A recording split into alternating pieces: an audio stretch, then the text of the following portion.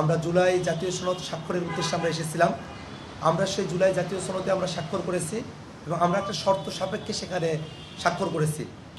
সাংবাদিক বন্ধুগণ, আপনারা দীর্ঘক্ষণ ধরে এখানে অপেক্ষা করছেন। অনাকাঙ্ক্ষিত বিলম্বের কারণে আমরা আপনাদের কাছে ক্ষমা প্রার্থী এবং একই সাথে আপনাদের কাছে আমরা কৃতজ্ঞ। আজ জাতীয় নাগরিক পার্টি এনসিপির সম্মানিত আহ্বায়ক জনাব নাহিদ ইসলামের নেতৃত্বে 6 সদস্যের একটি প্রতিনিধি দল আমরা জুলাই জাতীয় সনদ স্বাক্ষরের জন্য আমরা এখানে উপস্থিত হয়েছিলাম। আপনারা সকলে জেনে থাকবেন যে 24-এর অভ্যুত্থানের মধ্য দিয়ে আমরা যে নতুন বাংলাদেশ গড়তে চেয়েছিলাম, যার কথা ব্যক্ত করেছিলেন জাতীয় নাগরিক পার্টির আহ্বায়ক জনাব নাহিদ ইসলাম, একটা ফেসিবাদ মুক্ত বাংলাদেশ, একটা নতুন বন্দোবস্তের বাংলাদেশের কথা, তারই লক্ষ্য নিয়ে আমরা ঐক্যবদ্ধ কমিশনে জাতীয় নাগরিক পার্টি এনসিপির তরফ থেকে আমরা সার্বক্ষণিক আমাদের উপস্থিতি এবং সংস্কারের পক্ষে আমাদের বক্তব্য আমরা সবসময় ব্যক্ত করে এসেছি। আপনারা জেনে থাকবেন যে জুলাই সনদের কার্যকারিতার জায়গা, গণভোটের বিষয়গুলো নিয়ে এক ধরনের অস্পষ্টতা ছিল।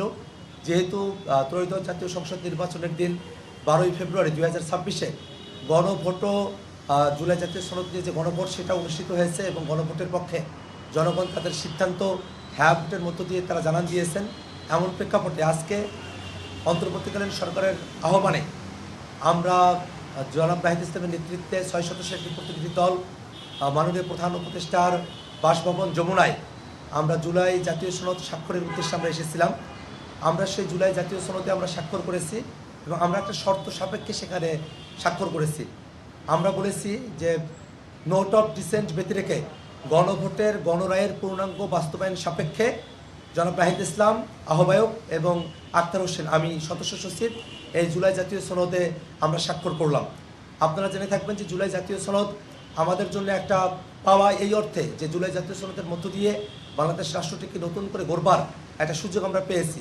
বিশেষত আমরা যতদূর পর্যন্ত আমরা আকাঙ্ক্ষা করেছিলাম একটা একেবারেই ফেসিবাদ মুক্ত একটা বাংলাদেশ, তার পুরোটা অর্জন করতে না পারলেও জুলাই সনদের মধ্য দিয়ে আমরা যতটুকু অর্জন করতে পেরেছি সে অর্জনকে যেন আমরা পুরো মাত্রায় আমাদের করে পেতে পারি, বাংলাদেশ রাষ্ট্র যেন জুলাই সনদের পরিপূর্ণ সুফলটা ভোগ করতে পারে, তারই নিরিখে আমরা আজকে জুলাই সনদের যে আনুষ্ঠানিকতা, স্বাক্ষরের আনুষ্ঠানিকতা আমরা আজকে সম্পন্ন করেছি। আমরা আপনাদেরকে একটা বিষয় জানিয়ে দিতে চাই যে এবারের যে নির্বাচন সেটা যেমন একই সাথে জাতীয় সংসদ নির্বাচন এবং একই সাথে এটা সংবিধান সংস্কার পরিষদের নির্বাচন। আগামীকাল শপথ গ্রহণ অনুষ্ঠান অনুষ্ঠিত হবে।